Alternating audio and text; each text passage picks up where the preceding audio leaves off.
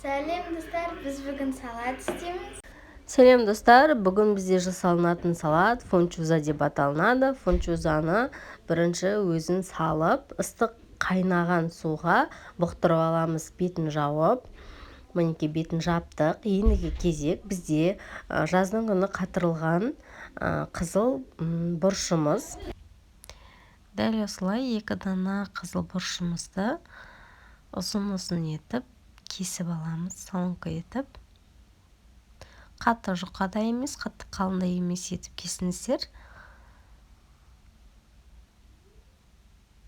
Егер де сіздерде свежий қызыл бұрыш болатын болса, оны қоссаңыздар да болады.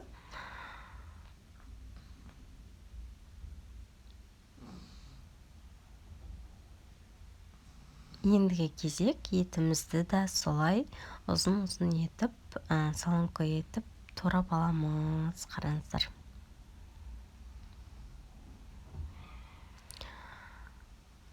Әрине, пышақ қолданған кезде қолымызды абайлаймыз, сақтықта қорлық жоқ.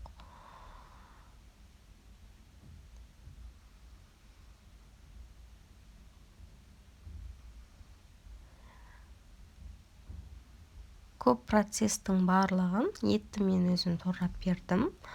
Қалған процестің барлығын менің қайынсіңлім 9 жастағы қыз өзі турады.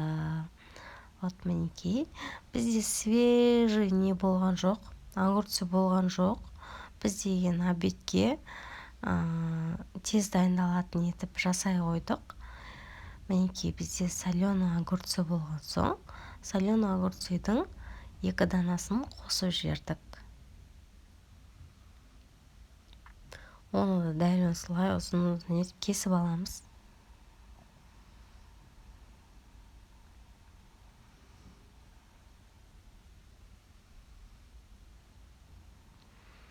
Дәл осының орнына свежий огурцы қоссаңыздар өте дәмді болады. Вот бізде дайын осылардың барлығы фунчузаға арналған дәмдеуіш. Және соя керек бізге қыздар. Мінекей. Жақсылап қуырамыз. 10-15 минут қуырып аламыз қыздар. Міне кішкене соя қостық. Етіміз 10-15 минутта дайын пісіп керемет болып шығады. Мінекей кішкене ғана дәмдеуіш. Ендігі кезек қыздар бізде міне қызыл бұрышымыз бен огурцымызды салып 2-3 минут қуырамыз. 2-3 минут жетеді, өйткені қатты пісіп кетудің қажеті жоқ. Вот бізде фунчузамыз тоже дайын болды. Жаңа ыстық суымыздан басқа ыдысқа салып аламыз.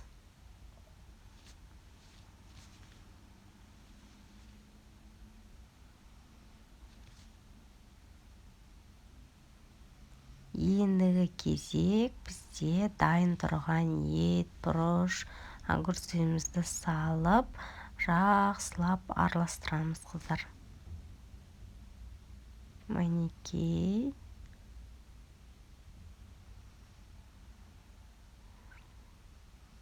Дәмі деген енді күшті болып шықты. Міндетті түрде жасап көріңіздер. Біздің каналға тіркеліп, лайк басып, комментарий жазып кетіңіздер.